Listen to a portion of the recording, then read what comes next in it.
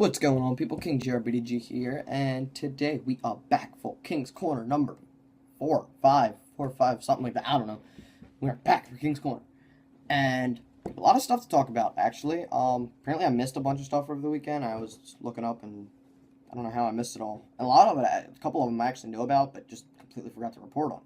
So let's get started. It's actually more a lot of small stuff to talk a little about than anything to really go out on. First off, Irrational Games. If you don't know what Irrational Games is, or the company, they are the team behind the BioShock series.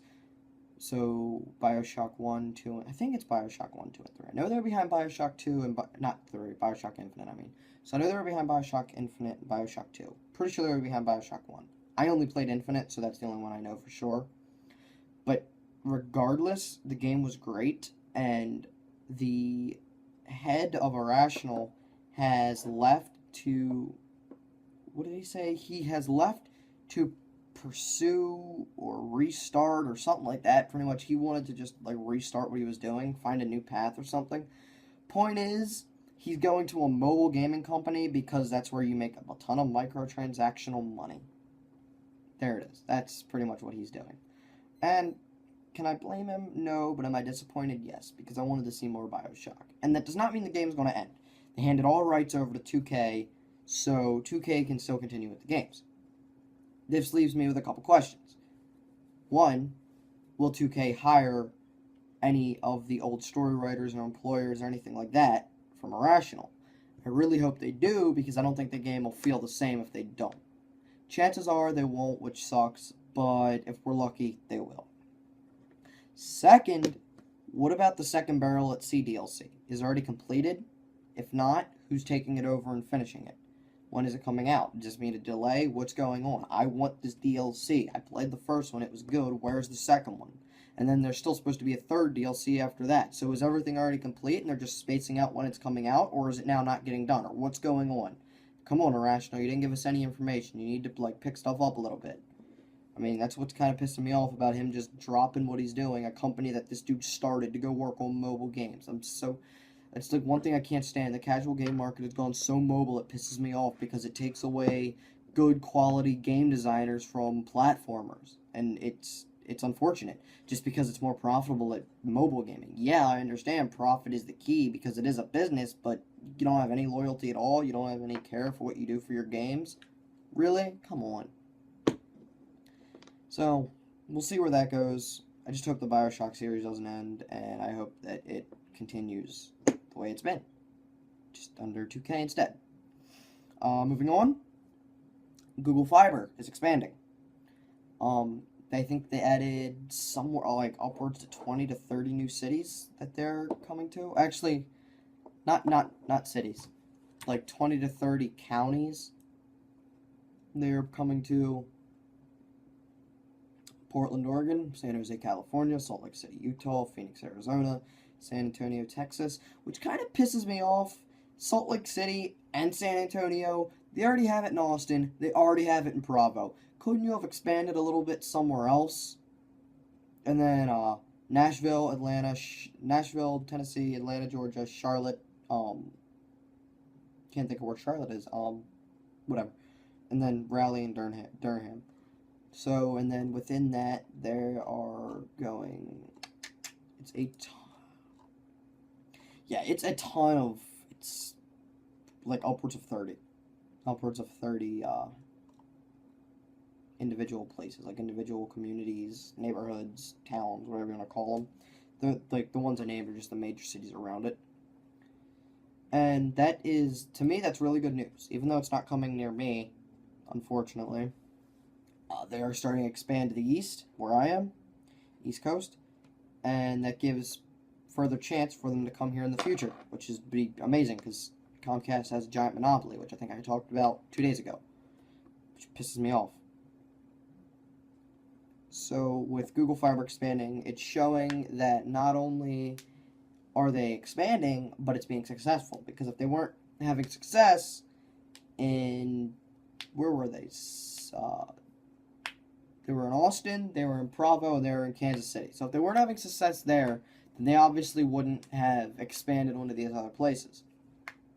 Not only that, but with Comcast's recent takeover of Time Warner, that increases the monopoly. So we need right now all I know of is like CenturyLink, Comcast, Verizon, and that's about it for ISPs, like major names. I might be missing. I know there's Cox up in Canada, but I don't know how big that is or if CenturyLink owns them. You gotta understand, when I say Comcast is the only one around me, I mean the only one. The only other choice we have where I live is Verizon. And I don't mean Fios. I mean like dial-up Verizon, 0.3 upload speed and like 2 megabit download speed. It's terrible.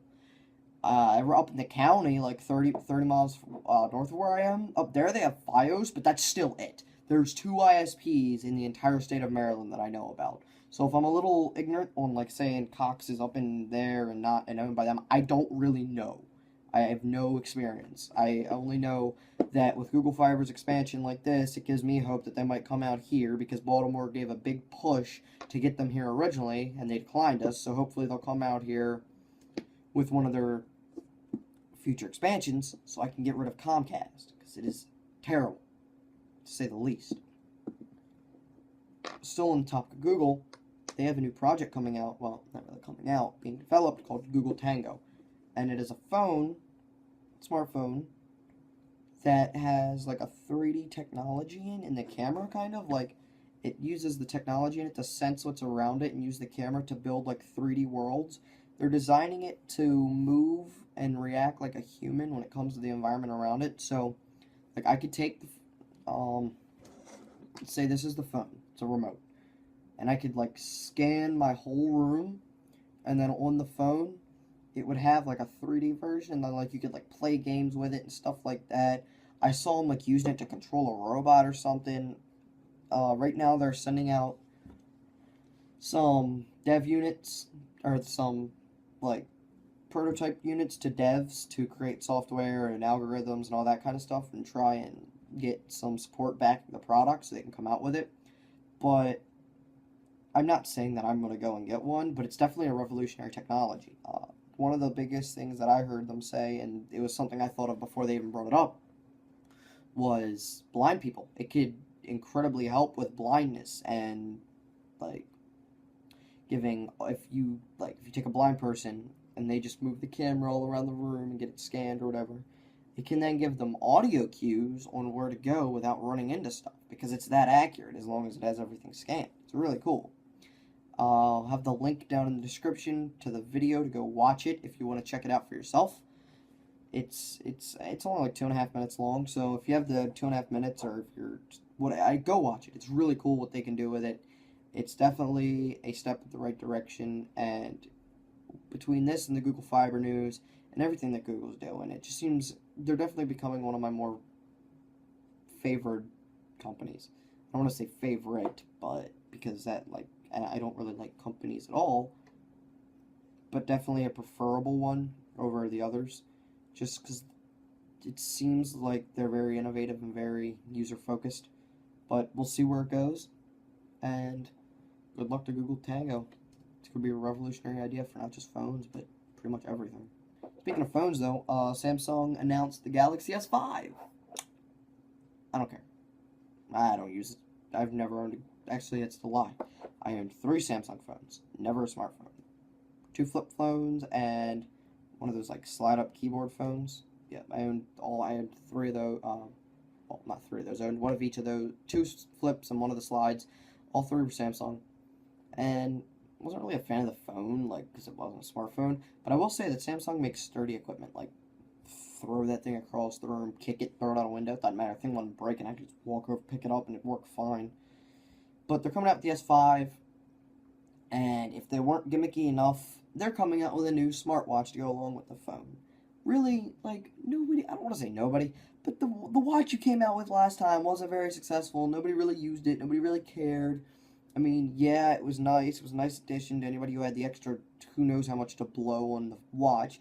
But you don't need a new one. You couldn't just update the software in the old one via Wi-Fi or internet or whatever, and make it compatible with the S5. Like, it's not only is it not necessary, but it's a waste of money and time. Why don't you take the time you're using to develop a new watch, because the first one's only like a year old. Instead of developing a new watch, put it into the Galaxy and make that even better, because honestly, I don't see much of a difference between them. But Samsung's going to do what Samsung's going to do. They're a big company, they make tons of electronics, and they sell them, so they got the money to blow. So if they want to make a new watch every year, a little fuzz. If they want to make a new watch every year, each to his own. I see it as a waste of money, but whatever. More of gaming news. Anybody who plays League of Legends, especially on the NA servers, no surprise on this, past week, League, for a better part of 50, like, I'd say 75% of the time, has been unplayable.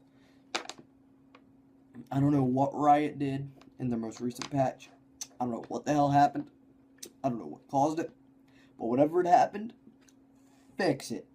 The servers are it's treacherous.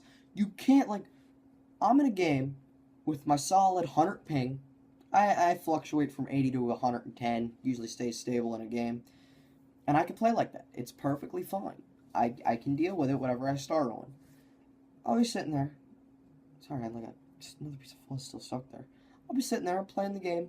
All of a sudden, I'm not moving. I'm like, what's going on? I look up. I got like 2,500 ping out of nowhere.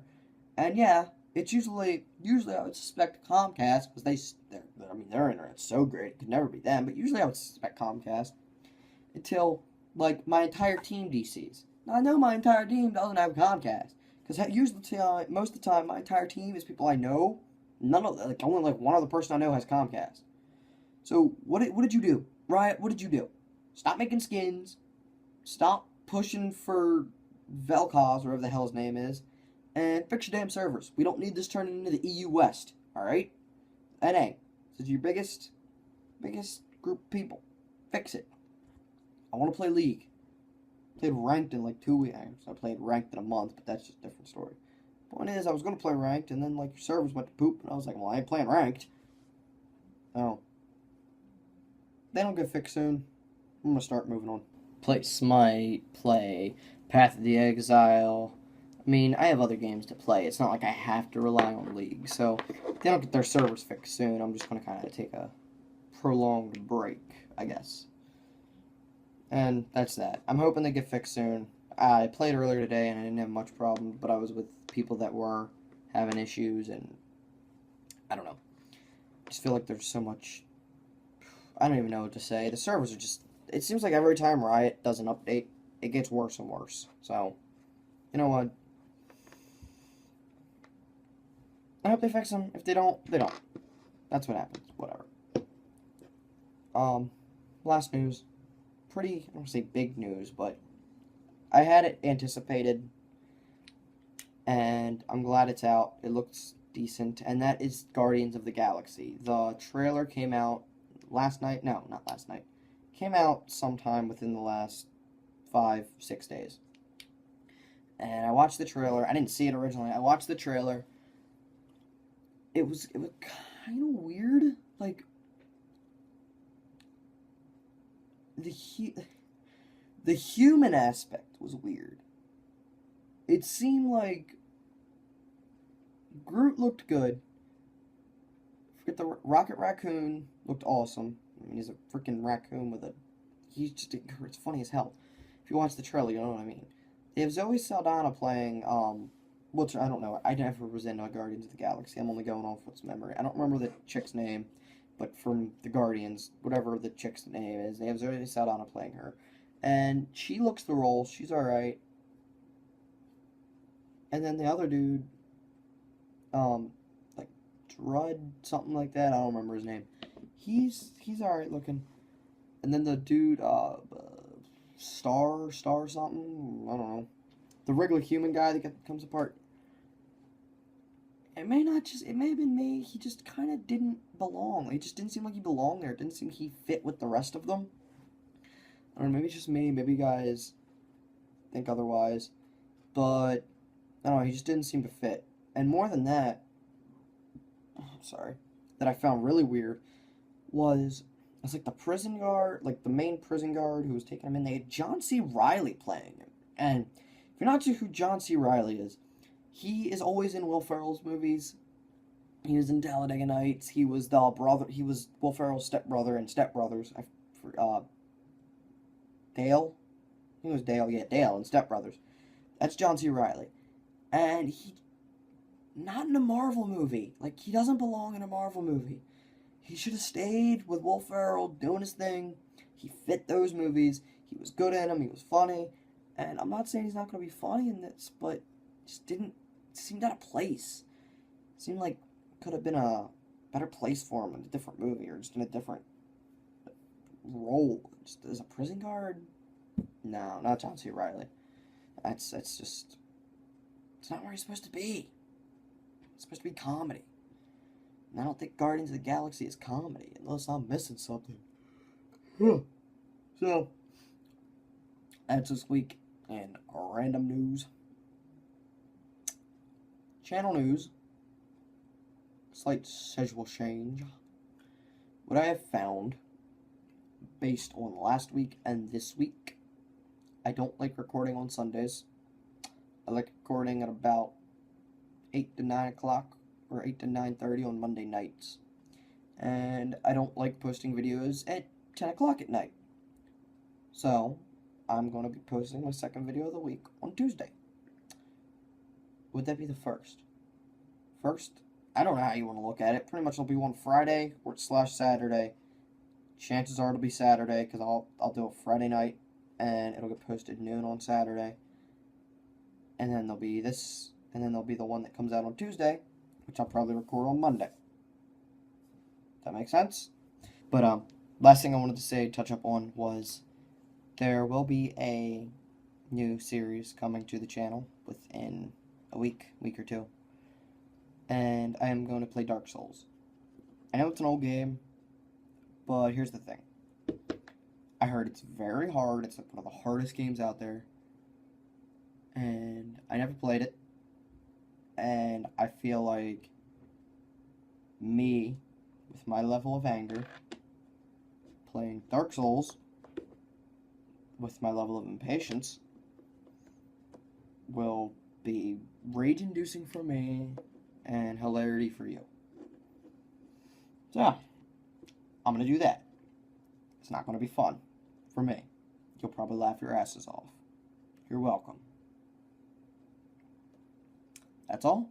This Tuesday's King Corner. You guys keep doing what you're doing. Because you're doing you. I'm out. Peace.